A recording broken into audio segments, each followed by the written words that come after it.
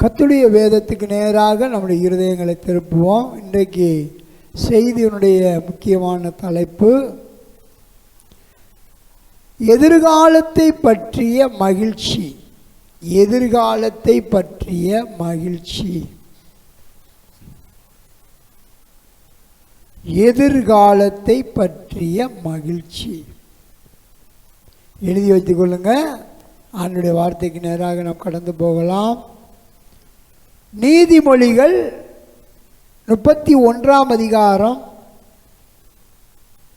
10வது வசனத்தை நாம் வாசிக்கலாம்.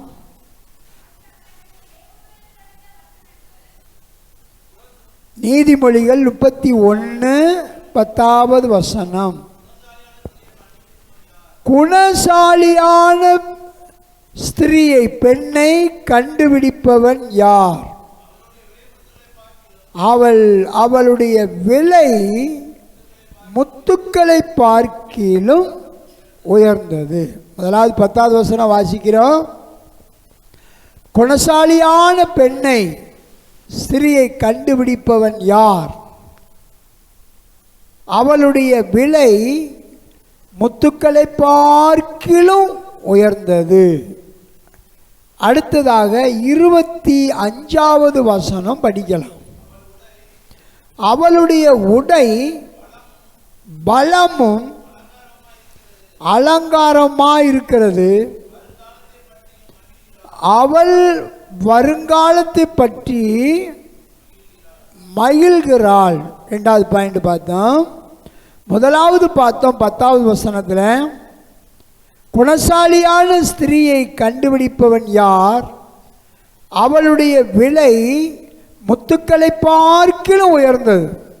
2வது பாயிண்ட் 25வது வசனத்தில் அவள் உடை பலமும் அலங்காரமாக இருக்கிறது. வருங்காலத்தை பற்றி மகிழ்கிறாள். அடுத்ததாக 28 31 முடிவுள்ள வசனத்தை வாசிக்கலாம். அவள் பிள்ளைகள் எழும்பி அவளை பாக்கியவதி என்கிறார்கள். அவள் புருஷனும் அவளை பார்த்து அநேக பெண்கள் குணசாலிகளாய் இருந்தது உண்டு, நீயோ அவர்கள் எல்லாருக்கும் மேற்பட்டவர் என்று அவளை புகழ்கிறார். சொல்லுங்க அல்லேலூயா. 31 முடிய அவளுடைய கைகளின் பலனை அவளுக்கு கொடுங்கள்.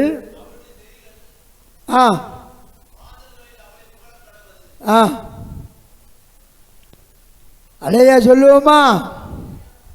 ஆண்டுடைய பிள்ளைகளை, இந்த நீதிமொழிகள் 31வது அதிகாரம் ரொம்ப முக்கியமான ஒரு சத்தியம் நிறைந்த வேத பகுதி. நீதிமொழிகள் புஸ்தகத்தில் மொத்தம் 31 அதிகாரம் இருக்கு. எத்தனை அதிகாரம் இருக்கு சொல்லுங்க, வாயை திறந்து. எத்தனை அதிகாரம் இருக்கு? 31 அதிகாரம் இருக்கு. அதில் 31ஆம் அதிகாரத்தில் 31 வசனம் இருக்கு.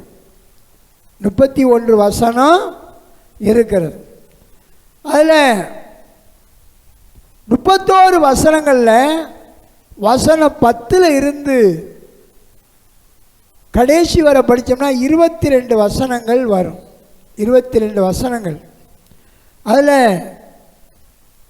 யாரை குறித்து அங்கே 10வது வசனத்திலிருந்து 31வது வசனம் முடிய எழுதப்பட்டிருக்குன்னா, குணசாலியான பெண்ணை குறித்து என்ன செய்யப்பட்டிருக்கு?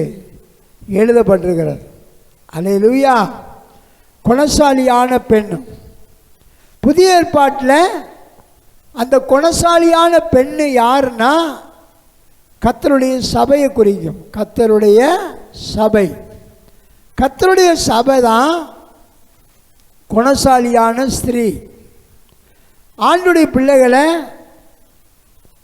ஆவிக்குரிய ரீதியிலையும் எழுத்துக்குரிய ரீதியிலையும் நாம் பார்க்கும்போது ஒரு குடும்பம் நல்லா கட்டப்படணும்னா அந்த குடும்பத்தில் மனவாட்டி எப்படி இருக்கணும்?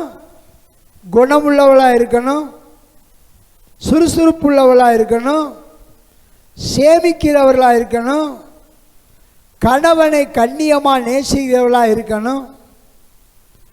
ஆண்டுடைய பிள்ளைகள் அதே போல் சபையானது கர்த்தரை பிரியப்படுத்துகிறதா இருக்கணும். கர்த்தருக்கு பிரியமான மனவாட்டியின் சபையாக என்ன செய்யணும்?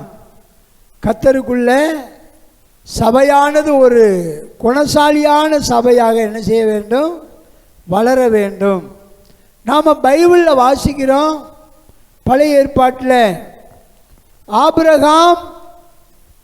ஆபிரகாமுக்கு சாராள் நல்ல ஒரு குணசாலியாக பேர் பெற்ற ஒரு மகளாக காணப்படுகிறாங்க. சாராள் ஜாதிகளுக்கு தாயும் ஜாதிகளுக்கு ராணியுமாக ஒரு பேர் பெற்ற ஒரு மகளாக காணப்படுகிறாங்க. அதுக்கு பிறகு ரெபேக்காளை குறித்து வாசிக்கிறோம். அவள் நல்ல குணசாலியும் சௌந்தரியம் உள்ளவளுமா என்ன செய்தாள்? இருந்தாள்.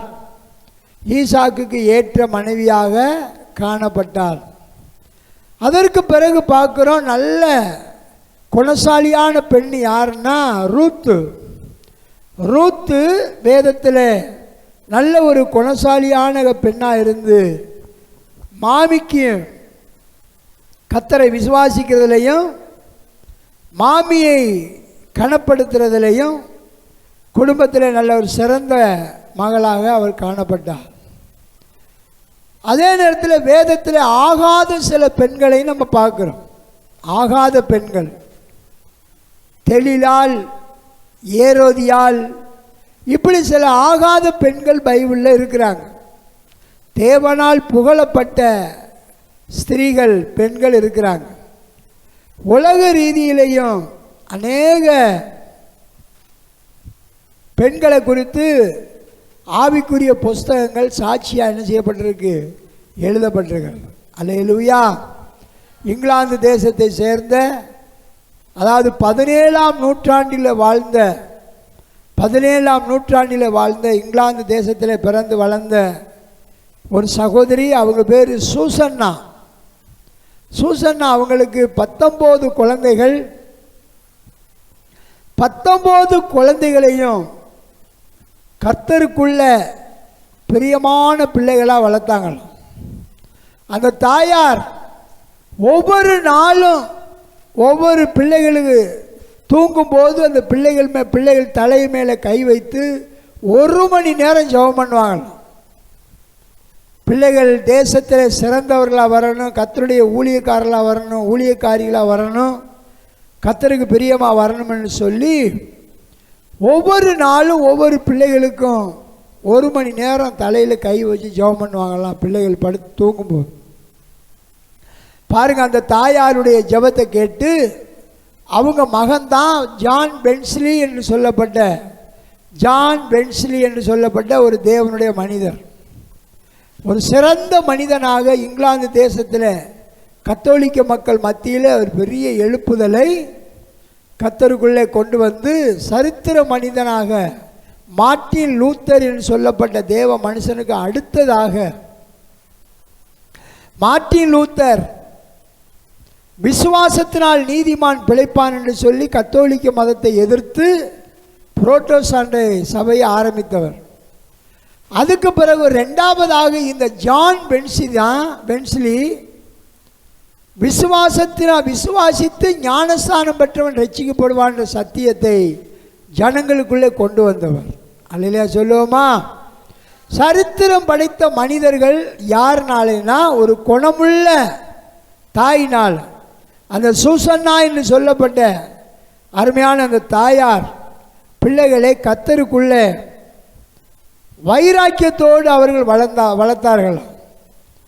அந்த சூசன்னா என்று சொல்லப்பட்ட அந்த தேவ மனுஷனுடைய கணவர் வந்து சபையிலே மற்ற மக்கள் மத்தியில் சாட்சி சொல்லும் போது சொல்லுவாராம், நீதிமொழிகள் 31ஆம் அதிகாரத்தில் வசனம் 10 இருந்து 31 வசனங்கள் முடிய அந்த வசனத்தில் ஒரு குணமுள்ள ஸ்திரீ எழுதப்பட்டிருக்குது. அந்த குணமுள்ள ஸ்திரீ அதனுடைய குணங்கள் எப்படி இருக்குதோ அதுபோல் என்னுடைய மனைவியும் சூசன்னாவும் ஒரு தெய்வீக குணமுள்ளவர்னு சொல்லி சாட்சி சொல்லுவார். அல்லேலூயா. கர்த்தருடைய பிள்ளைகளை, ஆவிக்குரிய பிள்ளைகளாகிய உங்களை குறித்தும் உங்கள் கணவர் சாட்சி கொடுக்கணும். என் மனைவி நல்ல சுறுசுறுப்பானவங்க, நல்ல சேமிப்புள்ளவங்க, நல்லா ஜெபம் பண்ணுவாங்க, ஏழைகளை உபசரிப்பாங்க, கர்த்தருடைய வசனத்தை வாசிப்பாங்க, குடும்பத்திற்காக உபவாசித்து ஜெபம் பண்ணுவாங்க அப்படின்னு சொல்லி உங்கள் வீட்டுக்காரவங்க உங்களை குறித்து மற்றவங்களை என்ன செய்யணும்? சாட்சி சொல்லணும். அல்லேலூயா. நான் இன்றைக்கி வெள்ளை சட்டை போட்டுக்கிட்டு நீட்டாக இந்த இடத்துல நின்று பிரசங்கம் பண்ணுறேன்னா அதுக்கு எங்கள் வீட்டுக்காரவங்க தான் காரணம், பாஸ்டரம்மா. அல்லேலூயா. அவங்க நீட்டாக ட்ரெஸ் அந்த துணி வேட்டி சட்டையை துவைச்சி க்ளீன் பண்ணி கொடுக்குறதுனால இன்றைக்கி நாங்கள் நீட்டாக வந்து என்ன செய்கிறோம்? நிற்கிறோம். இப்படி நிறைய சொல்லலாம் பாஸ்டரம்மாவை குறித்து. அதே மாதிரி உங்கள் கணவர், உங்கள் வீட்டுக்காரவங்க உங்களை புகழணும். அல்லேலூயா. அந்த அளவுக்கு ஆண்டவராய் இயேசு கிறிஸ்து நம்மளை சபையை என்ன செய்யணும்? இந்த சபை அன்புள்ளது, பண்புள்ளது, பாசம் உள்ளது. இந்த சபை ஏழைகளுக்கு இறங்குறது, திக்கற்ற பிள்ளைகளுக்கு கொடுக்கறது. இந்த சபை பரிசுத்தமான சபை, எனக்கு பிரியமான மணவாட்டி ஆகிய சபைன்னு கர்த்தருடைய பிள்ளைகளாகிய நம்மை குறித்து நித்திய மணவாளனாகிய இயேசு கிறிஸ்து சாட்சி கொடுக்கணும். அல்லேலூயா. இப்போ அந்த மணவாளன் சொல்கிறாரு, அநேக பெண்கள் இருந்தாலும் நீ அவர்களை பார்க்கல எப்படிப்பட்டவ? குணசாலின்னு சொல்லணும். அல்லேலூயா. எத்தனையோ சபைகள் இருந்தாலும் அந்த சபைகளை பார்க்கலாம் பெனியல் பூரண சுவிசேஷ சபை எனக்கு பிரியமான சபைன்னு கர்த்தர் சொல்லணும். அல்லேலூயா. அந்த அளவுக்கு நாம் சபை மக்கள் கர்த்தருக்குள்ளே எப்படி இருக்கணும்? மறுரூபமாக வளரணும். சொல்லுங்கள் அல்லேலூயா.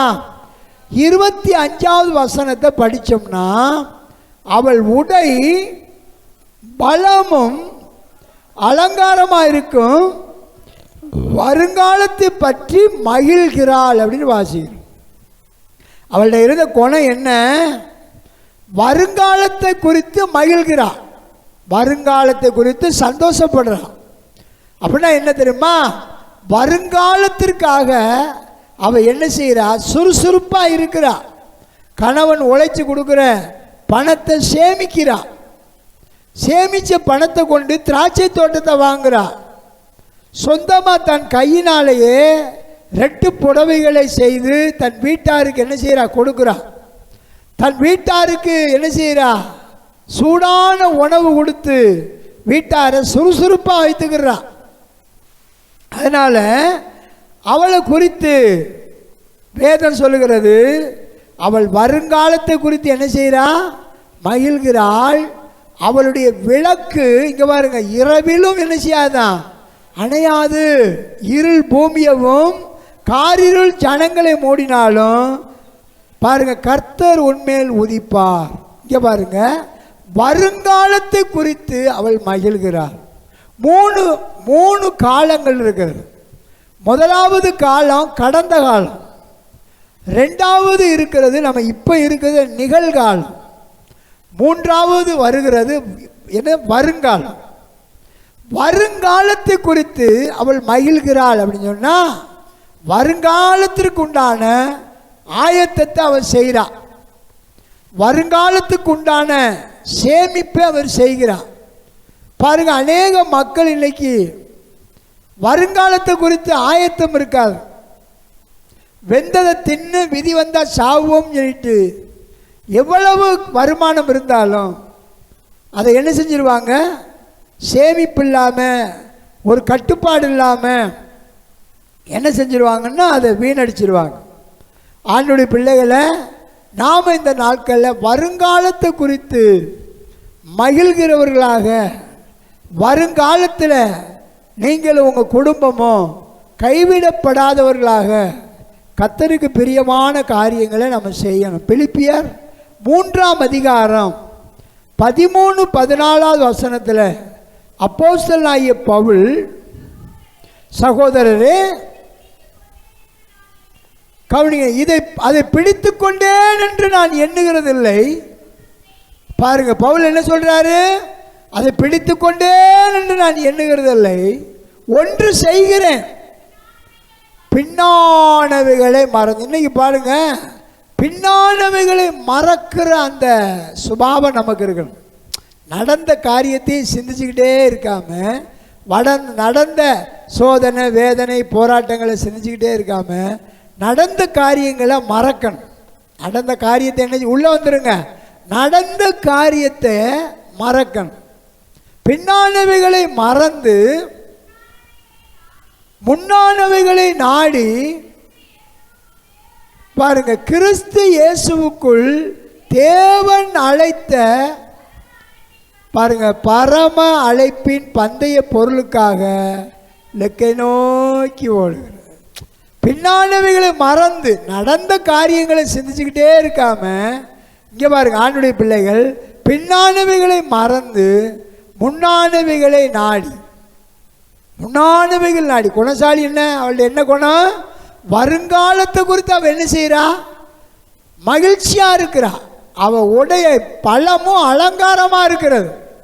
இடையை கட்டி கொண்டு ஒரு இராணுவ வீராங்கனையை போல முன்னேறி செல்லுகிறா. நடந்த காரியத்தை சிந்திச்சுக்கிட்டே சோர்ந்து போகாம முன்னேறி கடந்து போகிறான்.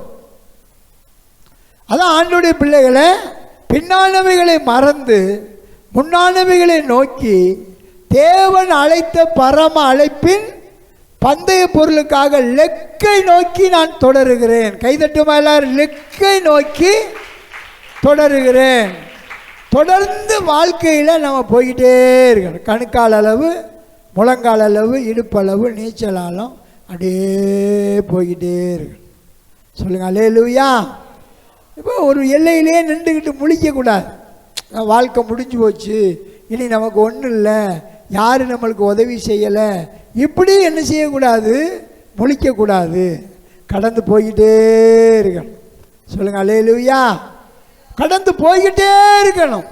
ஆண்டவருக்குள்ளே வளர்ந்துக்கிட்டே இருக்கணும். அதுதான் ஆண்டவருடைய பிள்ளைகள். அவள் வருங்காலத்தை பற்றி என்ன செய்கிறா? சந்தோஷமாக இருக்கிறா, தைரியமாக இருக்கிறா. என்ன, அவள்கிட்ட நல்ல ஒரு, அதாவது சேமிப்பு, உழைப்பு, தன்னுடைய வாழ்க்கையை எதிர்காலத்தை குறித்து ஒரு நம்பிக்கையோடு அவள் இருக்கிறா. புரியுதா? இப்போ அதனால தான் மனமகிழ்ச்சியாக இருக்கிறா. இன்னைக்கு மக்களை பாருங்கள், நாளைக்கு என்ன செய்வோம், நாளைக்கு என்ன செய்வோம், நாளைக்கு என்ன செய்வோம், நாளைக்கு என்ன செய்வோம், அப்படியே இருப்பாங்க. நாளைக்கு நாளைக்கு நாளைக்கு நாளைக்கு என்ன செய்வோம்ல, நாளைக்கு நான் என்ன செய்வேன்? சேர்த்து வைப்பேன். நாளைக்கு என்னுடைய காரியங்களில் இளைப்பாறுதல் வரும். சொல்லுங்க அல்லேலூயா. அவள் வருங்காலத்தை பற்றி மகிழ்கிறார். இதை குறித்து உங்களுக்கு நான் 5 பாயிண்ட் வேகமாக நம்ம பார்க்க போகிறோம். 5 பாயிண்ட் பைபிளில் நல்லா கவனிங்க. நல்லா ஆண்டவருடைய பிள்ளைகள் குணசாலியான பெண்ணிலிருந்து தலைப்பிலிருந்து பார்க்க போகிறோம். அதில் என்ன செஞ்சால் 25ஆம் வசனத்தில் வருங்காலத்தை பற்றி மகிழ்கிறார். நாம் எதில் மகிழணும்? நாம் ஆண்டவருடைய பிள்ளைகள் எந்தெந்த காரியத்தில் இது மகிழ்னா, கவனிங்க, பாவ மன்னிப்பை பெற்ற, பாவ மன்னிப்பை பெற்ற அதை நினைச்சு நாம் என்ன செய்யணும்? மகிழணும். முதலாவது கர்த்தர் நம்முடைய பாவங்களை மன்னிச்சு நமக்கு ரட்சிப்பு தந்தார் பாருங்க. அதை மகிழ்ச்சியாக கொண்டாடணும். அதை மகிழ்ச்சியாக கொண்டாடணும். ஆண்டவரே, என்னுடைய பாவம் வந்து ஒரு நாகப்பாம்பு விஷம் மாதிரி. பாவம், பொய், புரட்டு, ரகசிய பாவங்கள், மனைவி கணவனுக்கு தெரியாமல், கணவன் மனைவிக்கு தெரியாமல், இப்படி துன்மார்க்கமான செயல்கள், இதில் இருந்து கர்த்தர் நமக்கு விடுதலை கொடுத்து கர்த்தர் நம்மளை ரட்சித்தாரே, அதை நினச்சி நம்ம மகிழணுமா. ஏன்னா சங்கீதம் 32ஆம் சங்கீதம் 1வது வசனத்தில் எழுதப்பட்டிருக்கு, எவருடைய மீறுதல்கள் மன்னிக்கப்பட்டதோ, எவருடைய பாவம் மூடப்பட்டதோ அவர்கள் பாக்கியவான்கள். சொல்லுங்க அல்லேலூயா. அப்போ முதலாவது என்னன்னா, பாவ மன்னிப்பின் நிச்சயத்தை பற்றி நமக்கு ஒரு சந்தோஷம் இருக்கணும். கர்த்தர் என் பாவத்தை மன்னிச்சிட்டார், நான் இனி பயப்பட வேண்டிய தேவையில்லை. என்னை ஆண்டவர் என்னை ஒருபோது என்ன செய்ய மாட்டார், நரகத்துக்கு தள்ளிட மாட்டார், அக்கினி கடலில் தள்ளிட மாட்டார். அதனால் நான் இன்னைக்கு பாவ மன்னிப்பின் நிச்சயத்தை பெற்று அந்த பாவ மன்னிப்பின் நிச்சயத்தில் ஜீவ தண்ணீரை நம்ம பருகணும். ஏசாயா 12ஆம் அதிகாரம் 3வது வசனம், இரட்சிப்பின் ஊற்றுக்களிலிருந்து மகிழ்ச்சியோடு தண்ணீரை மொண்டு கொள்வீர்கள். அல்லேலூயா. ஆண்டவருடைய பிள்ளைகளை இரட்சிப்பின் சந்தோஷத்தை அனுபவிக்கணும். இரட்சிப்பின் சந்தோஷத்தில் மகிழ்ச்சியாக இருக்கணும். எப்போ உலகத்தை குறித்து கவலைப்படாமல் நான் கடந்த காலத்தையே நினச்சி நிகழ்காலத்தில் துக்கப்பட்டுக்கிட்டே இருக்கக்கூடாது. வருங்காலத்தை நினச்சி அழுவக்கூடாது. ஐயோ என் பிள்ளை இருக்குதே, எனக்கு வீடு இல்லையே, வாசல் இல்லையே, எனக்கு நல்ல ஒரு எதிர்காலம் இல்லையே, என் வாழ்க்கையெல்லாம் இப்படியே சூனியமாக இருக்கேன்னு சொல்லி என்ன செய்யக்கூடாது, ஆமாம் கலங்கக்கூடாது, உற்சாகமாக இருக்கணும். சொல்லுங்கள், பாவ மன்னிப்பு நமக்கு கிடைச்ச சந்தோஷத்தை அனுபவிக்கணும். பாவ மன்னிப்பின் நிச்சயத்தை நீங்கள் சந்தோஷமாக அனுபவிச்சிட்டீங்கன்னா அதுக்கு பிறகு கர்த்தர் உங்களுக்கு செய்ய வேண்டிய காரியத்தை அவர் செய்வார். சொல்லுங்க அல்லேலூயா. இளைய குமாரன் வீட்டுக்கு வந்தான், அவனுக்கு என்ன சந்தோஷம் கிடைச்சிச்சு, பாவ மன்னிப்பின் சந்தோஷம் என்ன செஞ்சிச்சு, கிடைச்சிச்சு. தகப்பன் வீட்டுக்கு வந்தான், வேலைக்காரனா கூலிக்காரனா இருக்கிறதுக்காண்டி வந்தான். ஆனால் தகப்பன் வரும்போது அவன் சொன்ன காரியம், தகப்பனே பரத்துக்கு விரோதமாகவும் உமக்கு விரோதமாக நான் பாவம் செஞ்சுட்டேன், என் பாவத்தை மன்னிச்சு உம்முடைய கூலிக்காரனின் ஒருவனை போல என்னை என்ன செய்யும், ஏற்றுக்கொள்ளும். தகப்பன் பாருங்க, அவனை கட்டி பிடிச்சி முத்தம் செய்து அவனுக்கு உயர்ந்த வஸ்திரத்தை போட்டு முத்திரை மோதிரத்தை போட்டு காலுக்கு பாதரட்சியை கொடுத்து, அல்லேலூயா. தகப்பன் சொல்கிறார், என் குமாரனாகிய இவன் மரித்தான், மறுபடி உயிர்ப்பித்தான், மறுபடி பிழைச்சிட்டான். அதனால் என்ன செய்வோம், சந்தோஷமாக மகிழ்ச்சியாக இருப்போம்னு சொல்லிட்டு தகப்பன் கொண்டாடுறார், கொளுத்த கன்றடித்து கொண்டாடுறார். அல்லேலூயா சொல்லுவோமா. இதான் மகிழ்ச்சி. நம்முடைய தகப்பன் வீட்டுக்கு வந்துட்டோம், நித்திய தகப்பன்ட்ட வந்துட்டோம், மாறாத தகப்பன்ட்ட வந்துட்டோம். அப்போ நமக்கு ஒரு சந்தோஷம் இருக்கணும். நித்திய சந்தோஷத்தை பெற்றுக்கொண்டவர்கள் நல்லா வாய் திறந்து பாட்டு படிக்கணும், நல்லா சந்தோஷமாக இருக்கணும். கவனிக்கிறீங்களா? அப்போ ஆண்டவருக்குள்ள மனமகிழ்ச்சியாக இருக்கிற சந்தோஷம். அவளை குறித்து மனவாட்டி என்ன படித்த 25, அவள் உடை பலமும் அலங்காரமாக இருக்கிறாள், அவள் வருங்காலத்தை குறித்து மகிழ்ச்சியாக மகிழ்கிறாள்னு வாசிக்கிறேன். மகிழ்ச்சியா ஆண்டவர் சமூகத்தில் அதிகாலையில் எழுந்திரிச்சு சந்தோஷமாக மகிழ்ந்து கொண்டாடுறீங்களா? அதிகாலையில் எழுந்து தனியாக உட்கார்ந்து இரவு நேரத்தில் பகல் நேரத்தில் மகிழ்ச்சியோடு கர்த்தரை என்ன செய்யணும், ஆண்டவரை ஆராதிக்கணும், நன்றி செலுத்தணும், அவருக்கு மகிமை செலுத்தணும். சொல்லுங்க அல்லேலூயா. பார்த்தீங்களா? அதான் அன்னாள். ஒன்று சாமுவேலில் 2ஆம் அதிகாரம் 1வது வசனத்தில் அவள் பாடுறா பாருங்க, பகைஞருக்கு முன்பாக என் வாய் என்ன செய்யப்பட்டது, திறக்கப்பட்டது. படிங்க அந்த 1வது வசனம். 1 சாமுவேல் 2ஆம் அதிகாரம் 1வது வசனம் பாருங்க. அன்னாள் ஜெபம் பண்ணி, இதான் மகிழ்ச்சி. என் இருதயம் கர்த்தருக்குள் மகிழ்கிறது, களி கூறுகிறது. ஒரு மகனை நீண்ட நாளைக்கு பிறகு பெத்தெடுக்கிறா, அந்த மகனையும் தேவாலயத்தில் கொண்டு விட்டுறா. பிள்ளையை விட்டுட்டு அவள் அழுகலை, மகிழ்ந்தான்னு வாசிக்கிறான், களி கூர்ந்தா. அது மாதிரி தான் இங்கே பாருங்க, கர்த்தர் மேலே நம்ம பாரத்தை வச்சுட்டு ஆண்டவருடைய பிள்ளைகள் கலிகூர்ந்து மகிழணும், சந்தோஷமாக இருக்கணும். மனம் திரும்பி ரட்சிக்கப்பட்ட பிள்ளைகள் எப்படி இருக்கணும்? தேவ சமூகத்தில் சந்தோஷமாக இருக்கணும். திருவிருந்துக்கு வரும்போதெல்லாம் சும்மா கோணக்கா தையக்கான்னு என்ன செய்யக்கூடாது. இல்லை, ஒரு சில பேர் பார்த்தா நல்லா பரிசுத்த அலங்காரத்தோடு ட்ரெஸ் பண்ணிட்டு வந்திருக்காங்க. சில பிள்ளைகளை பார்த்தா ஒரு ஆயத்தம் இல்லாமல், எதிர்பார்ப்பு இல்லாமல் என்னத்தையாட்டு உடுத்திட்டு போகணும்னு சொல்லி வந்திருக்கிறாங்க. குற்றப்படுத்துறதுக்கு சொல்லலை. தேவ சமூகத்துக்கு வரும்போது அந்த பரிசுத்தாவின் சந்தோஷத்தோடு வரும். உங்களோட பணமாக இல்லை, பொருளாக இல்லை. அல்லேலூயா. ஒரு கம்மலை கலட்டினாக்கி ஏகப்பட்ட ட்ரெஸ் எடுக்கலாம். அல்லேலூயா. ஆமாம், சீருக்கு வந்த அண்டா விற்றா ஏகப்பட்ட ட்ரெஸ் எடுக்கலாம். அல்லேலூயா. ஆண்டவர் சமூகத்துக்கு வரும்போது மனமகிழ்ச்சியாக இருக்கணும். எப்படி இருக்கணும்? பக்கத்தில் உட்கார்ந்த உடனே பக்கத்தில் விசுவாசியை தட்டி இப்படி கூப்பிட்டு கை கொடுத்து God bless you, God bless you. அவங்க அப்படியே அதிர்ச்சியில் கவலையை மறந்து என்ன செய்யணும்? அவங்களா அல்லேலூயா. இப்படி ஒருவர் மனமகிழ்ச்சியாக இருக்கணும். திருவிருந்து ஆராதனை வருதுன்னா அப்படி வெள்ளை புறாக்களை போல வரணும். கலர் புறாவும் இருக்குது. ஆவிக்குரிய பிள்ளைகள்லாம் ஒரே யூனிஃபார்ம் என்ன செய்யணும்? வரணும். சொல்லுங்கள் அல்லேலூயா.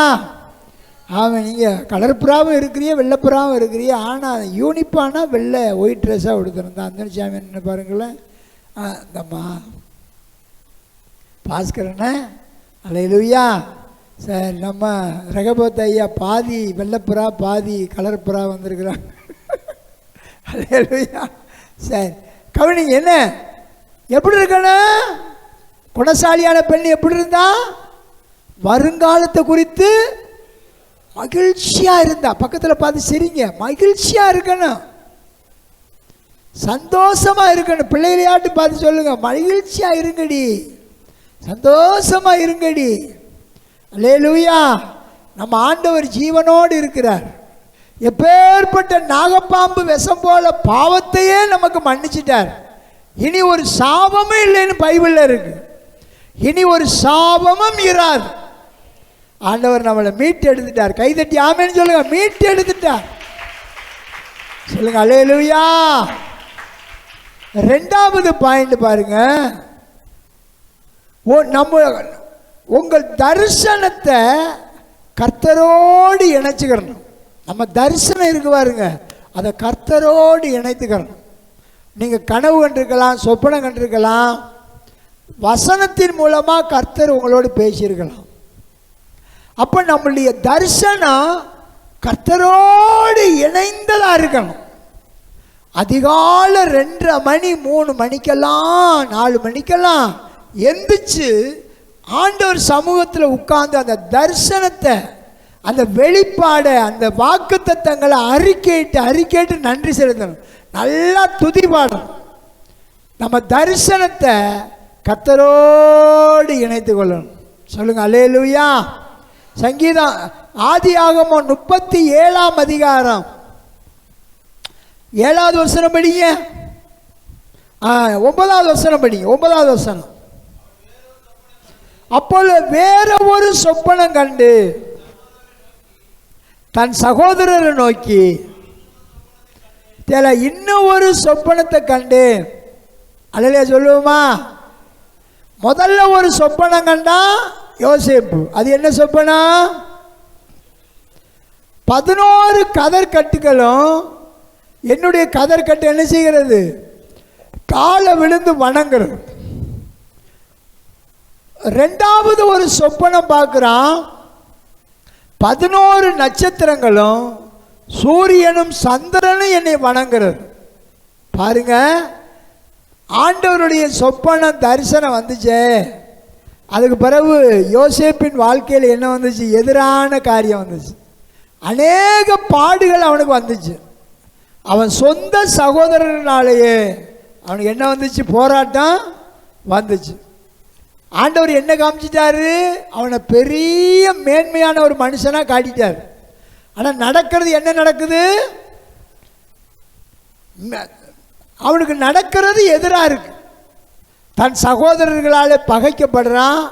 அவன் சகோதரர்களை அடித்து கிணத்துல, பால் இல்லா தண்ணி இல்லாத கிணத்துல தூக்கி போடுறாங்க. அதுக்கு பிறகு இஸ்மாவேலர்கிட்ட மீதியானியர்கள்ட்ட 20 வெள்ளிக்காசுக்காக விற்கப்படுறான். அதுக்கு பிறகு எகிப்தில் போத்திப்பார் வீட்டில் அவன் அடிமையாக விற்கப்படுறான்.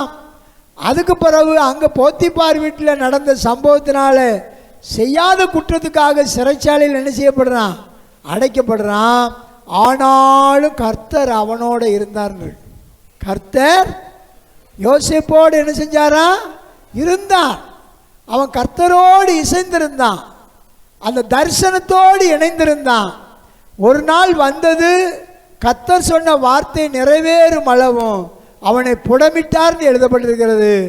ராஜா ஆள் அனுப்பி யோசேப்பை கட்டவிழ்க்க சொன்னான். கைதட்டுமா எல்லாரும்? ஒரு காலம் வருங்காலத்தை குறித்து அவன் என்ன செஞ்சான், தன்னை காத்துக்கிட்டான். வருங்கால தரிசனம் இல்லைன்னா யோசேப்பு போத்திப்பார் வீட்டில் தோல்வி அடைஞ்சிருப்பான். கண்டதே காட்சி கொண்டதே கோலம் இருந்திருப்பான். எதிர்காலத்தை நம்பி எதிர்கால தேவனுடைய மேன்மைக்காக அவன் என்ன செஞ்சான், பாவத்தை உதறி தள்ளிட்டு ஓடணும். சொல்லுங்க அல்லேலூயா. அப்போ அந்த குணசாலியான பெண்ணிட்ட என்ன இருந்துச்சு, அவள் உடை பலமாக இருந்தது, அவள் உடை அலங்காரமாக இருந்தது. வருங்காலத்தை குறித்து நன்றி பாடல் பாடி பாடி பாடி அவள் என்ன செஞ்சா, மகிழ்ச்சியாக இருந்தா.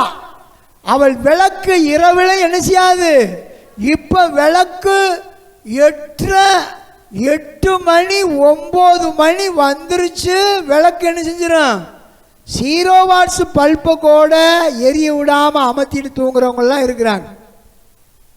0 வாட்ஸ் பல்ப் எரிஞ்சாலும் அவங்களுக்கு என்ன செஞ்சிடும், அலர்ச்சி வந்துடும். அதையும் அமர்த்திட்டு காணாத கனத்த போர்வையை போட்டு தூங்குற மனவாட்டிகளும் விசுவாசிகளும் இருக்கிறாங்க. இரவிலும் அவள் விளக்கு என்ன செய்யாது, அணையாது. கைதட்டுங்க, விளக்கு அணையாது பாரு. அதனால கணவன் தேசத்தில் உயர்ந்தவனாக இருக்கிறான். தேசத்து மக்கள் மத்தியில் தன்னுடைய மனைவியை குறித்து புகழுகிறான். நம்முடைய மணவாளனாய் இயேசு கிறிஸ்து இங்கே பாருங்க, நம்மை குறித்து அவர் புகழணும். தேவதூதர் சொல்லணும், கபிரியேல் எந்த சபைக்காரவங்க கூப்பிட்டாலும் நீ லேட்டாக போ, ஆனால் பெனியல் பூர்ண சுவிசேஷ சபையில் மக்கள் ஜெபம் பண்ணி எது கேட்குறாங்களோ உடனே போய் என்ன செய், அதை விசாரிச்சுட்டு வந்துரு அப்படின்னு சொல்லணும். சொல்லுங்க அல்லேலூயா. அப்போ அவள் எதிர்காலத்தை குறித்து எப்படி இருந்தா சொல்லுங்க, மகிழ்ச்சியாக இருந்தா. பாவ மன்னிப்பின் நிச்சயத்தில் சந்தோஷமாக இருந்தா. ஏன்னா அவள் கணவனுக்கு துரோகம் பண்ணுறதில்ல, பிள்ளைகளுக்கு துரோகம் பண்ணுறதில்ல. எப்போதும் தன்னை என்ன செய்கிறா, கற்புள்ளவளாக அன்புள்ளவளா காத்துக்கிட்டா. சொல்லுங்க அல்லேலூயா. அடுத்தது அவள் எதிர்கால நோக்கத்தை கர்த்தரோடு என்ன செஞ்சா, இணைத்து கொண்டா. சொல்லுங்க, நம்ம தரிசனம் எதிர்கால நோக்கமெல்லாம் கர்த்தரோடு இணைத்து கொள்ளணும். சொல்லுங்க அல்லேலூயா. கர்த்தரோடு இணைத்து கொள்ளணும். ஆமென்.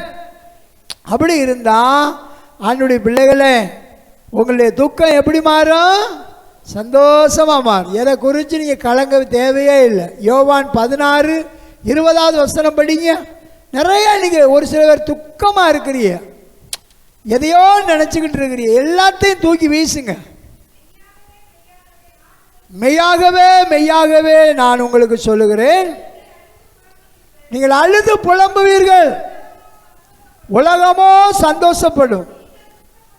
நீங்கள் இப்பொழுது துக்கப்படுவீர்கள்,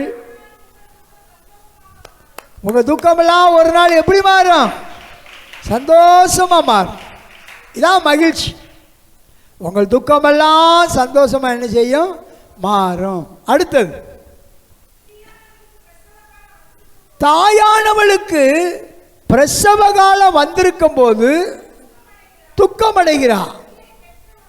ஒரு பிள்ளையை பெற்றவுடனே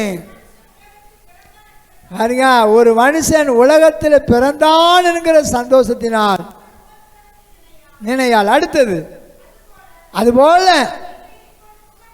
நீங்கள் துக்கம் அடைந்திருக்கீங்க. எதையோ நினைச்சு, குடும்ப சூழ்நிலை நினைத்து, ஐயோ எனக்கு சொந்த வீடு இல்லையே, சொந்த நிலம் இல்லையே, என் பிள்ளைகளுடைய எதிர்காலம் இப்படி இருக்குதே, பல காரியங்களை நினைச்சு வாழ்வாதாரம் குறைவா இருக்குது. ஐயோ நான் என்ன செய்வேன்? ஆண்டுடைய பிள்ளைய, இப்பொழுது நீங்கள் துக்கமாக இருக்கிறீர்கள். இதெல்லாம் ஏசப்பா சொல்றாங்க, நான் மறுபடி நான் உங்களை என்ன செய்வேன்? காண்பேன். அப்பொழுது உங்க இருதயம் என்ன செய்யும்? சந்தோஷப்படும். நான் உங்களை திக்கற்றவர்களாக விட்டேன், நான் உங்களிடத்தில் வருவேன். சொல்லுங்க அல்லேலூயா. ஆண்டவர் பாருங்க, நம்முடைய தரிசனத்தை, நம்ம எதிர்காலத்தை கர்த்தரோடு இணைச்சுக்கணும்.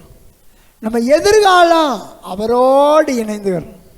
நம்ம எண்ணம் ஏக்கம் எல்லாம் ஏசப்பாவோடு இருக்கணும். எதிர்காலம் வாலிய பிள்ளைகள்லாம், ஆண்டவரே எனக்கு ஒரு நல்ல மணவாளனத, எனக்கு வர்ற மணவாளன் கண்ணியமாக, அன்பாக, பண்பாக, பாசமாக என்னை நடத்தணும். நானும் அவருக்கு பிரியமான மணவாட்டியா என்ன செய்யணும்? இருக்கணும். இப்படி அந்த தரிசனம் வாலிப தம்பிகளுக்கும் வாலிப பிள்ளைகளுக்கும் எதிர்காலத்தை கர்த்தரோடு இணைத்துக்கிறோம். சொல்லுங்க அல்லேலூயா. எதிர்கால நோக்கம் கர்த்தரோடு. ஆண்டவரே எனக்கு வர்ற மணவாட்டி கர்த்தாவே குணமுள்ளவளாக இருக்கணும், நான் நிறத்தை பார்க்கக்கூடாது, குணம்தான் எனக்கு வேணும். குணசாலியான பெண்ணை கண்டுபிடிப்பவன் யாருன்னா பைபிளில் இருக்கு. அல்லேலூயா. சுண்டி விட்டா ரத்தம் பாயிற மாதிரி குஷ்டரோக பொண்ணு என்ன செஞ்சிடக்கூடாது, எனக்கு வந்துடக்கூடாது. குணசாலியா வரணும்ப்பா, அப்படித்தானப்பா? அல்லேலூயா. நம்ம தரிசனத்தை கர்த்தரோடு இணைச்சுக்கிறோம். கரங்களை தட்டி ஆமேன்னு சொல்லுங்க. கர்த்தருக்குள்ள மகிழ்ச்சியா இருக்கணும். நம்ம எண்ணம் ஏக்கம் எல்லாம் கர்த்தரோடு இணைஞ்சுக்கிறோம். எப்படி இருக்கணுமா? சங்கீதம் 4ஆம் சங்கீதம் 7வது வசனம். 4வது சங்கீதம். அவர்களுக்கு தானியமும் திராட்சரசம் பெருகிருக்கிற காலத்தின் சந்தோஷத்தை பார்க்க. அவர்களுக்குன்னா என்ன? உலகத்தாருக்கு. ஏமா கவனிங்க, உலகத்தாருக்கு திராட்சரசமும் தானியம் இருக்கிற, ஆமா, பெருகிருக்கிற காலத்தின் சந்தோஷத்தை பார்க்கிலும்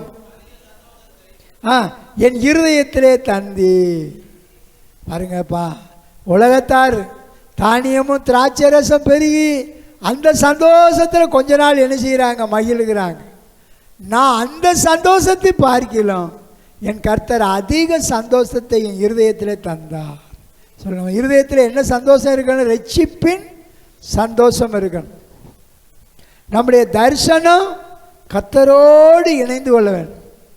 யோசேப்பு தன்னுடைய எதிர்காலத்தை, தரிசனத்தை இங்கே பாருங்க, கர்த்தரோடு இணைச்சுக்கிட்டான். புரியுதா? இப்ப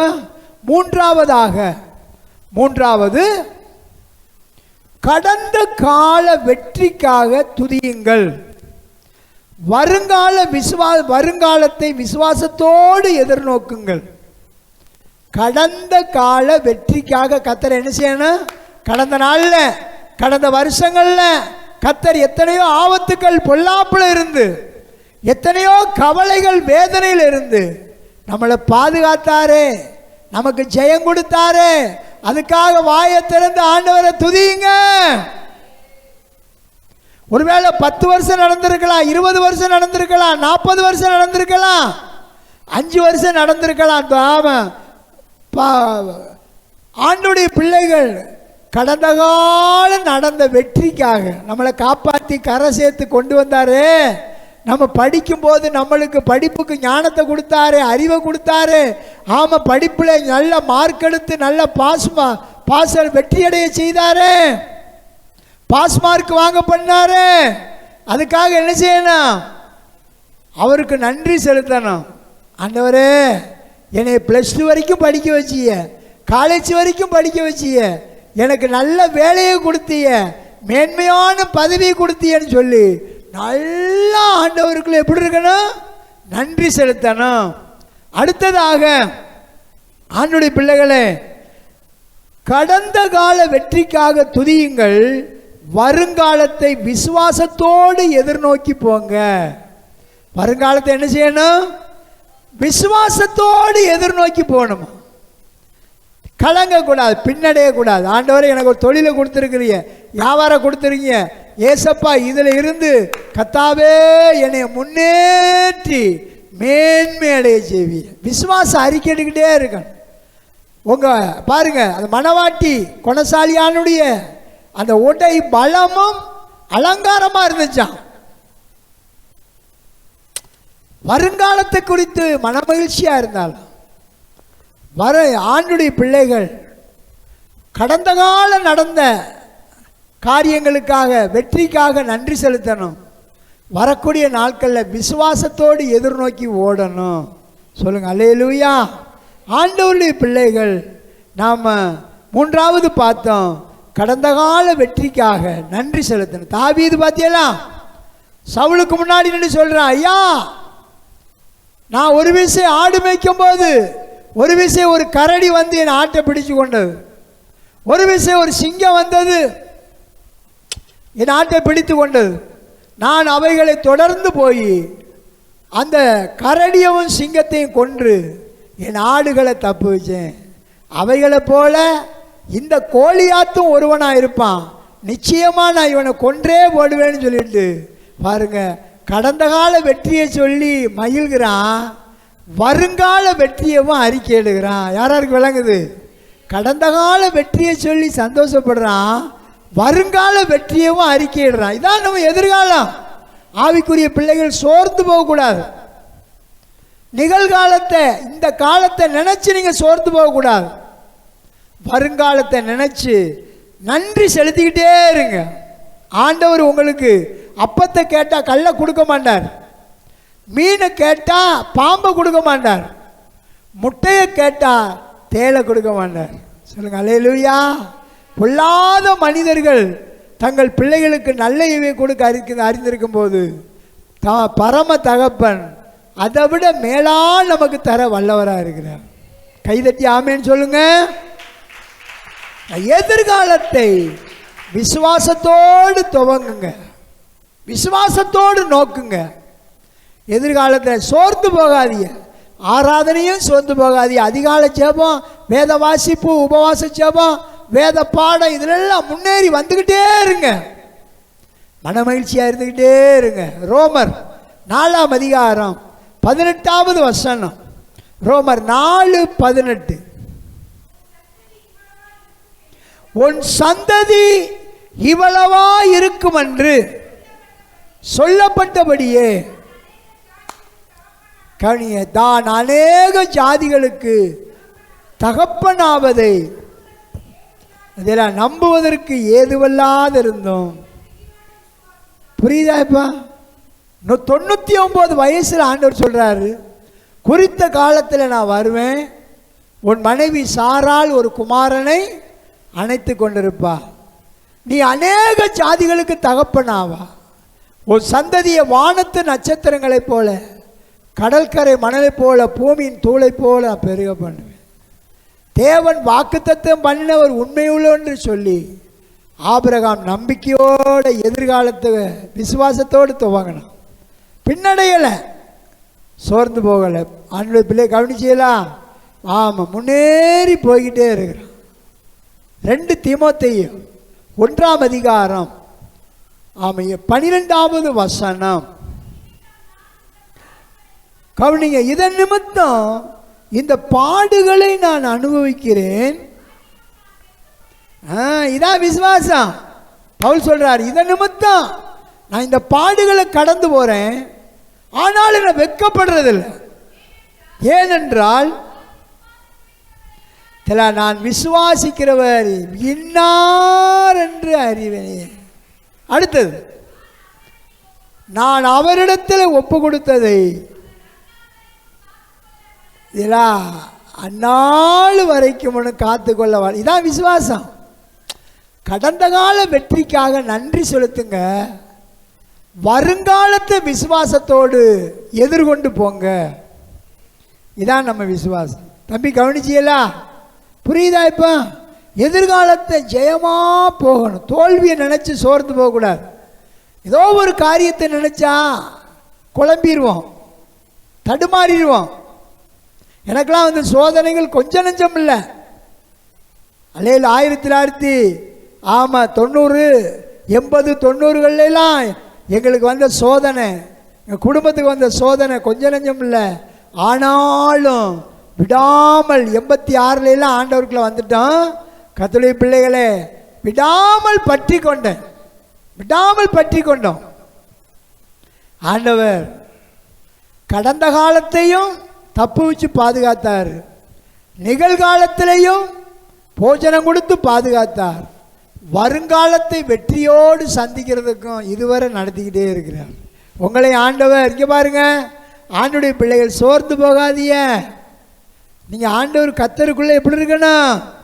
உங்கள் அந்த சொல்லுங்க, அந்த எதிர்காலத்தை ஆபிரகாமை போல, ஈசாக்கை போல, யாக்கோபை போல, யோசேப்பை போல விசுவாசத்தோடு தொடங்குங்க, விசுவாசத்தோடு தொடருங்க. ஆண்டவருடைய பிள்ளைகள் நீங்கள் சோர்ந்து போக வேண்டாம். ஜெயம் கர்த்தராலே நமக்கு வரும். சொல்லுங்க அல்லேலூயா. மகிழ்ச்சியாக இருக்கணும். சங்கீதம் 37:4 கர்த்தரிடத்தில் மனமகிழ்ச்சியாயிரு, அவர் உன் இருதயத்தின் வேண்டுதல்களை உனக்காரு. கர்த்தரிடத்தில் மனமகிழ்ச்சியாக இருக்கணும். கவனிக்கல கர்த்தருடைய பிள்ளை, மனமகிழ்ச்சியாயிரு. உன்னுடைய ஏக்கம் எல்லாமே கர்த்தருக்குள்ள மனமகிழ்ச்சியாக இருக்கணும். எதை குறித்தும் கவலைக்கும் வேதனைகளுக்கும் இடம் கொடுக்கக்கூடாது. புரியுதா? ஆண்டவருக்கு தான் முக்கியத்துவம் கொடுக்கணும். மனமகிழ்ச்சியாக இருக்கணும். தேவனிடத்தில் மனமகிழ்ச்சியாக இருக்கணும். அதிக கனநித்திரைகளுக்கும் கவலைகளுக்கும் அசால்ட்டுத்தனமான காரியங்களுக்கு நிர்விசாரத்துக்கு என்ன செய்யக்கூடாது, அவன் இடம் கொடுக்கக்கூடாது. அல்லேலூயா. கர்த்தரிடத்தில் மனமகிழ்ச்சியாக இருக்குது அண்ணா. அதிகாலையில் 3:30 மணி 4 மணி 6 மணி வரை நல்ல பாட்டு புஸ்தகத்தை வச்சு நல்ல ஆண்டவரை துதிக்கணும், பைபிள் வாசிக்கணும், கர்த்தருக்கு நன்றி செலுத்தினேன்னு நம்ம ஆண்டவர் உயிரோடு இருக்கிறார். என் தேவன் ஜீவனுள்ள தேவனாக இருக்கிறார். அதெல்லாம் கர்த்தரிடத்தில் மனமகிழ்ச்சியாயிரு. உன் இருதயத்தின் வேண்டுதலை, உன் வழிகளை என்ன செய், கர்த்தருக்கு ஒப்புவித்து அவர் மேல் நம்பிக்கையாயிரு. அவரே, கரங்களை தள்ளி சொல்லுங்க, அவரே காரியத்தை வாய்க்க செய்வார். காரியத்தை வாய்க்க செய்வார். கலங்க விட மாட்டார், கைவிட மாட்டார். சொல்லுங்க அல்லேலூயா. மாமா எத்தனையோ காரியங்களை உங்களை சொல்லலாம். நம்ம கடந்த நாளில் எத்தனையோ சோதனையில் நம்மளை பாதுகாத்து வந்தார், வெற்றியாக நடத்தி வந்தார். அல்லேலூயா. அவருக்கு நன்றி செலுத்தணும், நன்றி செலுத்தணும். 4வதாக, நித்தியம் உங்களுடையது, ஆகவே மகிழ்ந்து களிகூருங்கள். நித்தியம் உங்களுடையது. நித்தியம் உங்களுடையதுன்னு எழுதலாம், இல்லை என்னுடையதுன்னு எழுதலாம். ஆகையால் நான் மகிழ்ந்திருப்பேன். இந்த ஓட்டத்தை ஜெயமான ஓடி முடிப்பேன். எனக்கு கர்த்தர் நித்திய வாழ்வை தருவார். பிலிப்பியர் 4ஆம் அதிகாரம் 4வது வசனம் படிங்க. 4ஆம் அதிகாரம் 4வது வசனம். கர்த்தருக்குள் எப்பொழுதும் சந்தோஷமாயிருங்க, சந்தோஷமாயிருங்கள் என்று மறுபடியும் உங்களுக்கு சொல்றேன். 7வது வசனம் படிங்க. எல்லா புத்திக்கும் மேலான தேவ சமாதானம் உங்கள் இருதயங்களை சிந்தைகளையும். சார், இப்போ நான் உங்கள்ட்ட ஒரு கேள்வி கேட்குறேன். பைபிள் நீங்கள் ஓரளவு படிக்கிறீங்க. இந்த பிலிப்பியர் நிறுவம் அப்போஸ்தலனாகிய பவுல் எழுதுகிறார். இவர் ஒரு பெரிய 5 ஸ்டார் ஹோட்டல்ல இருந்து எழுதலை, சிறைச்சாலையில் இருந்து எழுதுகிறார். எங்கிருந்து எழுதுகிறாரு? சிறைச்சாலையில் இருந்து எழுதுகிறார். கர்த்தருக்குள் எப்போது என்ன செய்யுங்க? சந்தோஷமா இருங்கள் என்று மறுபடியும் உங்களுக்கு நான் என்ன செய்கிறேன் சொல்றேன்னு சொல்றேன். எங்க இருந்து எழுதுறாரு? சிறையிலிருந்து எழுதுறாரு. சொல்லுங்க அல்லேலூயா. சிறைச்சாலையிலிருந்து எழுதுறார். ஏன்னா நம்முடைய ஆண்டவர் இக்காலத்து பாடுகள் இனி நம்மிடத்தில் வெளிப்பட போகும் மகிமைக்கு, ரோமர் 8:12-18 படிக்கிறோம். இக்காலத்து பாடுகள் இனி நம்மிடத்தில் வெளிப்பட போகிற மகிமைக்கு ஒப்பிடத்தக்கவைகள் அல்ல. சொல்லுங்க அல்லேலூயா. இக்காலத்து பாடுகளை நினைச்சு, சோதனைகளை நினைச்சு சோர்ந்து போகாதீங்க.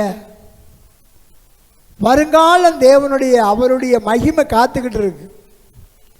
யாரெல்லாம் கர்த்தருக்கென்று வைராக்கியமா மகிழ்ச்சியோடு விசுவாசத்தோடு அக்கினியை போல சோதனையை நீங்க எதிர்கொண்டு போனா, தேவ புத்திரனாகிய இயேசு கிறிஸ்து 4வது மனிதனா எப்படி அக்கினி நடுவில் இறங்கினாரோ, எப்படி சிங்கத்தின் கெவிக்குள்ள இறங்கி தேவதாசனை கடித்து கொதறி போடாதபடிக்கு சிங்கங்களின் வாயை கட்டி போட்டாரோ, அதுபோல ஒரு நடுவில் இறங்கி வருவார். அக்கினியை போல சோதனையிலிருந்து கர்த்தர் உங்களை மீட்டெடுப்பார். அதனால நித்தியம் நம்முடையது, நித்திய சந்தோஷம் நம்முடையது. ஏசாயா 35:10 எழுதப்பட்டிருக்கு. கர்த்தரால் மீட்க சொல்லுக்கு முன்ன படிக்கிறேன். என்ன ஆச்சரியம்! அல்லேலூயா. கர்த்தரால் மீட்கப்பட்டவர்கள் திரும்பி ஆனந்த களிப்புடன் பாடி சீயோனுக்கு வருவார்கள். அல்லேலூயா. நித்திய மகிழ்ச்சி அவர்கள் தலைமையில் இருக்கும். அடுத்தது என்ன மகிழ்ச்சி? முடிவில்லாத மகிழ்ச்சி. பூமியிலேயும் மகிழ்ச்சி, பரலோகத்திலேயும் மகிழ்ச்சி. அல்லேலூயா. பரலோகத்திலேயும் மகிழ்ச்சி, நித்திய மகிழ்ச்சி அவர்கள் தலைமையில் இருக்கும். சஞ்சலமும் தவிப்பு என்ன செஞ்சிடும்? ஓடி போயிடும். ஆண்டவர் சொல்லுங்க அல்லேலூயா சொல்லுங்க. அதனால ஆண்டுடைய பிள்ளைகளை எந்த பாடுகள் வந்தாலும் இந்த உலகத்தில் அந்த பாடுகளெல்லாம் ஒரு நாள் இந்த பூமியிலையும் சந்தோஷமாக மாறும். ஆண்டவர் சொல்றாரு, என் நாமத்து நிமித்தம் வீட்டையாவது நிலங்களையாவது சகோதரனையாவது சகோதரியாவது விட்டவன் எவனும் இம்மையில் இந்த துன்பங்களோடு கூட நூறத்தனையாக ஆசீர்வாதத்தை பெற்றும் மறுமையில் அவன் நித்திய ஜீவனையும் பெற்றுக்கொள்வான். சொல்லுங்க அல்லேலூயா. அதனால ஆண்டவருடைய பிள்ளைகள் அந்த குணமுள்ள ஸ்திரீ எப்படி அவள் உடைய அதாவது பலமும் அலங்காரமாக இரட்சிப்பின் வஸ்திரத்தை உடுத்தி அவர் சத்தியம் என்னும் இடைக்கட்சியை கட்டி கொண்டு அவள் வருங்காலத்தை குறித்து மனமகிழ்ச்சியாக இருந்தாள். அவளுடைய மணவாளனை மகிழ்வித்தா, அவள் பிள்ளைகளை மகிழ்வித்தா. அவள் விளக்கு இரவிலும் அணைந்து போகவில்லை. அவள் சௌந்தரியம் உள்ளவள் மட்டுமல்ல, குணமுள்ளவளாக இருந்தாள். சொல்லுங்க அல்லேலூயா.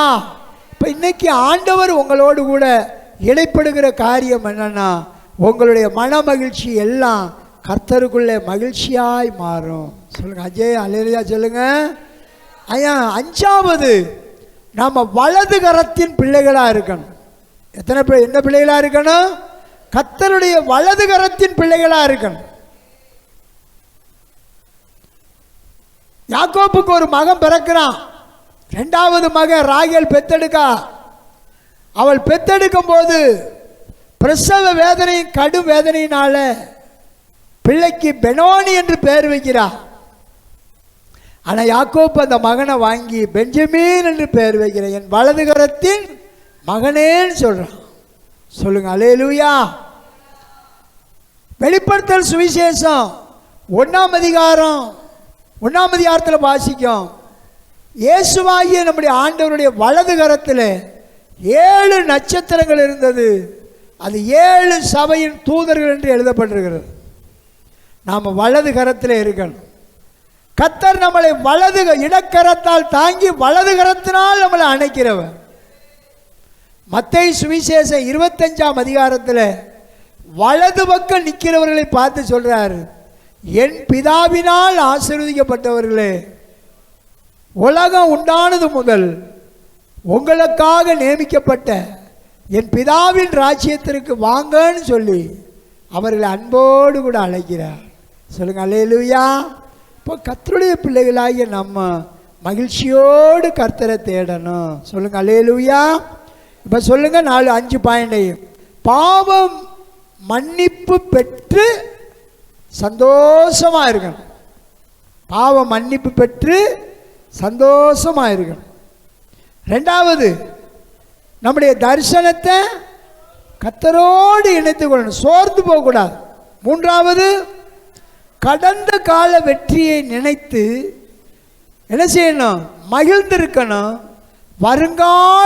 வருங்காலத்தை விசுவாசத்தோடு துவங்கணும். அடுத்தது, நித்தியம் நம்முடையது, நித்திய சந்தோஷத்தை நமக்கு வைத்திருக்கிறார். ஐந்தாவது, நாம் வலது கரத்தின் பிள்ளைகளாக இருக்க வேண்டும். அவருடைய கரத்தில் நம்ம அலங்காரமான கிரீடமாக இருக்கணும். அவருடைய கரத்தில் அலங்காரமான கிரீடமும் ராஜ முடியுமா இருக்கணும். முழங்கால் போடுவோமா எல்லாரும்? இதுவரை ஆவியானவர் உங்களை ஆண்டவர் இந்த நாட்களில் தைரியப்படுத்துகிறார், உற்சாகப்படுத்துகிறார். நீங்கள் தேவனுடைய பிள்ளைகள். சொல்லுங்கள், நம்முடைய குடியிருப்போ பரலோகத்தில் இருக்கிறது. அங்கே இருந்து நம்முடைய இரட்சகராகிய தேவன் வர எதிர்பார்த்து கொண்டிருக்கிறோம். தேவனுடைய ராஜ்யம் புசிப்பும் குடிப்பும் மட்டுமல்ல, அது நீதியும் சமாதானமும் பரிசுத்த ஆவியினால் உண்டாகிற சந்தோஷமா இருக்கிறது. சொல்லுங்க அல்லேலூயா. கர்த்தருக்குள் நான் பூரிப்பா மகிழ்கிறேன், என் தேவனுக்குள் என் ஆத்துமா களிகூறுகிறது. சொல்லுங்க அல்லேலூயா. நம்ம ஆண்டவர் ஜீவனுள்ள தேவன். உங்கள் தரிசனத்தை கர்த்தரோடு இணைச்சிக்குங்க. இன்னைக்கு ஒரு பொருத்தனை எடுங்க. ஆண்டவரே, இதுவரை நான் இரவு நேரத்தில் அதிகமான தூக்கமாக தூங்கி நிறையா நஷ்டமாகி போச்சு. இனி நான் அதிகாலையில் எழுந்து உம்மை துதிக்கணும், அதிகாலையில் உம்மை ஆராதிக்கணும். இரவிலும் என் விளக்கு, ஆவிக்குரிய விளக்கு என்ன செஞ்சிடக்கூடாது? அணைந்திடக்கூடாது. சபை கூடி வருதலை சிலர் விட்டு விடுகிறது போல நான் விட்டு விடாமல் காத்து கொள்ள வேண்டும். சொல்லுங்க அல்லேலூயா. கல்வாரி சிலுவையினால் எங்கள் சாவங்கள் உடைந்ததையா, கல்வாரி சிலுவையினால் கைதட்டி எங்கள் சாவங்கள் உடைந்ததையா, ஆபிரகாமின் ஆசீர்வாதங்கள் இந்த அடிமைக்கும் கிடைத்ததையா, ஆபிரகாமின் ஆசீர்வாதங்கள் அடிமைக்கு கிடைத்ததையா. சொல்லுங்க சொல்லுங்க, நன்றி நன்றி சொல்லுங்க. எல்லா சாபங்களும் முறிந்தது. நன்றி நன்றி நன்றி, ஒரு அளவா நன்றி. பாடுவோம் மகிழ்வோம் கொண்டாடுவோம், அப்பா சமூகத்தில் பாடி மகிழ்ந்து கொண்டாடுவோம். அக்கினி மதில் நீரே, எங்கள் ஆறுதல் மழை நீரே. அக்கினி மதில் சொல்லுங்க ஆண்டவரே, தரிசனத்தை கர்த்தரோடு இணைக்கிறேன். இக்கட்டில் துணை நீரே, இருளில் வெளிச்சம் நீரே. இக்கட்டில் துணை நீரே, இருளில் வெளிச்சம் நீரே. ஆமென். நன்றி நன்றி ஜீசஸ். பிள்ளைகளுடைய எல்லா துக்கமும் சந்தோஷமாய் மாறட்டும். ஹல்லேலூயா. இயேசுவே உங்க இரத்தத்தால் சொல்லுங்க என்னை நீதிமானாய் மாற்றினீரே. ஓ இயேசுவே உங்க இரத்தத்தால் என்னை நீதிமானாய் மாற்றினீரே. பரிசுத்த ஆவிதத்து உமது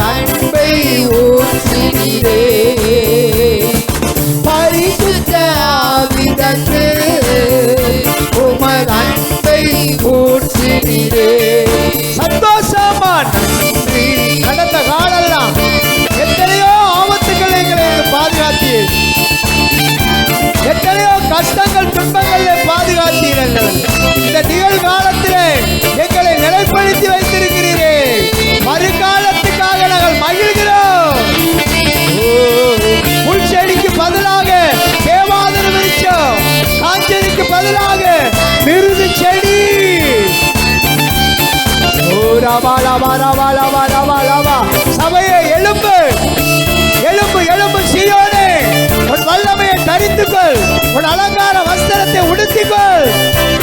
அசுத்த நீதி உன்னிடத்திலே வருவதில்லை.